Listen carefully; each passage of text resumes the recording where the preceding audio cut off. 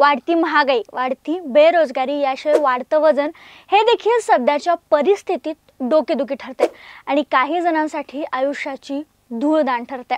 सध्या इंटरनेटवर आणि बातम्यांमध्ये पुण्यातील उज्ज्वला कांबळे यांच्या वजन कमी करण्याचा जो प्रवास होता आणि त्यानंतर त्यांचं जे झालेलं नुकसान होतं याच्या बातम्या सोशल मीडियावर देखील सध्या व्हायरल होतात। त्याबद्दलच आपण या व्हिडिओच्या माध्यमातून बोलणार आहोत। नेमकं त्यांच्यासोबत काय घडलं, काय झालं, ती सर्जरी नेमकी कशी असते, काय असते याबद्दलच। नमस्कार, मी संजना, कसमादे अपडेट मध्ये आपलं स्वागत। आपण छान दिसावं, सुडोल दिसावं असं सगळ्यांनाच वाटतं, पण वेगवेगळ्या कारणामुळे, बैठ्या जीवनशैलीमुळे, अनेकदा हार्मोनल चेंजेसमुळे किंवा वेगवेगळ्या आजारांमुळे आपलं वजन वाढतं। ते कंट्रोल करणं आपल्याला जमत नाही। योगा, व्यायाम यासारख्या अनेक गोष्टी करण्याचा आपण प्रयत्न करतो, पण त्याचाही अनेकदा उपयोग होत नाही किंवा कंटाळा येतो। मग अशा वेळी आपण अनेक जण शॉर्टकटचा विचार करतो। अनेकदा ते उपयोगी होतात, ते वर्क होतात, पण अनेकदा म्हणजे खूप वेळा त्यामुळे नुकसानच होतं। आता नेमकं उज्ज्वला कांबळे यांच्यासोबत काय झालं हे मी तुम्हाला सांगते। पुण्यातील लोहगावमध्ये राहणाऱ्या 36 वर्ष उज्ज्वला कांबळे या एका IT कंपनीत इंजिनियर होत्या। त्यांनी 2017 मध्ये लग्न केलं, मात्र लग्नानंतर काही वर्षात उज्ज्वला यांचं वजन जास्त प्रमाणात वाढायला लागलं। त्यामुळे त्या बेचैन व्हायला लागल्या आणि वजन कमी करण्यासाठी त्यांनी वेगवेगळे उपाय केले, इंटरनेटवर माहिती शोधली आणि याच दरम्यान एरंडवणेतल्या डिझायनर क्लिनिकशी त्यांनी संपर्क साधला। तब्बल 3 लाख रुपये खर्च करून त्यांनी ही सर्जरी केली आणि स्वतःचं नुकसान करून घेतलं, कारण त्यांच्या आयुष्याचा घात झाला। सर्जरीमुळे त्या कायमच्याच अंथरुणाला खिळल्या असा आरोप त्यांचे पती बिरेंद्र शर्मा यांनी केला। त्यांच्यावर डिझायनर क्लिनिकचे डॉक्टर प्रशांत यादव आणि भूलतज्ञ डॉक्टर स्वप्नील नागे यांनी लिपोसक्शन ही सर्जरी केली। ही जी सर्जरी होती ती चुकीची केल्याचा आरोप शर्मा यांनी केला। ही सगळी माहिती वृत्तसंस्थांनी आणि बातम्यांनी दिलेली आहे।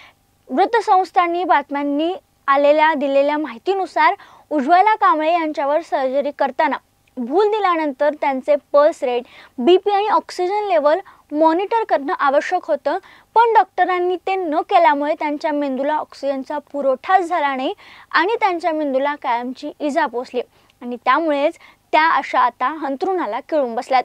त्यामुळे डिझायर क्लिनिकसह डॉक्टरांविरोधात डेक्कन पोलीस ठाण्यात गुन्हा दाखल करण्यात आला। आता त्यांनी जी सर्जरी केली ती म्हणजे लिपोसक्शन। आता ती काय असते, नेमकं ते कशामुळे करावं लागतं किंवा ती सर्जरी नेमकी काय असते, काय परिणाम आहेत त्याच्यावर आपण नजर फिरूयात। आता ही जी लिपोसक्शन सर्जरी असते ती वजन कमी करण्यासाठीचा एक पर्याय आहे। तज्ञांनी सांगितलेल्या माहितीनुसार लायपोसक्शन किंवा लिपोसक्शन ही एक शस्त्रक्रिया आहे आणि यात सक्शन टेक्निकचा वापर करून शरीराच्या वेगवेगळ्या भागावर जमा झालेलं फॅट, म्हणजेच सोप्या भाषेत सांगायचं झालं तर आपल्या शरीरावर जी चरबी जमा झालेली असते ती काढली जाते। तज्ञ सांगतात की आपल्या शरीरात 2 प्रकारच्या चरबी असतात, एक म्हणजे त्वचाच्या खाली आणि एक दुसरी म्हणजे पोटाच्या आत। लिपोसक्शन शस्त्रक्रियेमध्ये त्वचेच्या जी खालची जमा झालेली चरबी असते ती सक्शन करून म्हणजेच खेचून काढली जाते आणि लिपोसक्शन हे वजन कमी करण्याची शस्त्रक्रिया नसून शरीराला योग्य शेप आणि आकार देणारी शस्त्रक्रिया असं सांगितलं जातं। आता उदाहरण द्यायचं झालं तर ओटीपोट, नितंब, कंबर, मांड्या, हात, मान, गळा अशा भागावर जी जमा झालेली चरबी असते ती लिपोसक्शन शस्त्रक्रियेच्या माध्यमातून खेचून बाहेर काढली जाते। लिपोसक्शन शस्त्रक्रियेत पल्मनरी आणि फॅट एम्बोलिझमचा धोका असतो। याशिवाय मेदाचे जे तुकडे असतात ते रक्तवाहिन्यात अडकण्याची आणि ते फुफ्फुसापर्यंत जाण्याची शक्यता असते। यामुळे फुफ्फुसात अडथळा निर्माण होतो। काही वेळा मेंदाचे जे तुकडे असतात, जे मेद असतं त्याचे जे तुकडे असतात ते मेंदूपर्यंत जाण्याची देखील शक्यता असते। त्यामुळे फॅट एम्बोलिझम ही जी परिस्थिती आहे ती गंभीर परिस्थिती त्यावेळी उद्भवू शकते। अनेकदा ही सर्जरी मृत्यूला कारणीभूत ठरते। अनेकदा वेगवेगळे आजार जडतात किंवा मग न भरून निघणारं आयुष्यभरासाठीचं नुकसान होतं। उज्ज्वला कांबळे यांच्यासोबत नक्कीच त्यांचा जो अनुभव आलाय, त्यांच्यासोबत जे घडलं ते चुकीचंच होतं, पण लक्षात ठेवा वजन कमी करणं ही प्रक्रिया असते, त्या गोष्टी लगेच होत नाहीत। त्यामुळे वजन कमी करत असताना जो प्रवास आहे त्यावेळी तो करत असताना प्रत्येक वेळी तज्ञांचा सल्ला घ्या। प्रसिद्ध डॉक्टर, आजूबाजूच्या लोकांचा अनुभव ऐकून मगच तसे उपचार करा।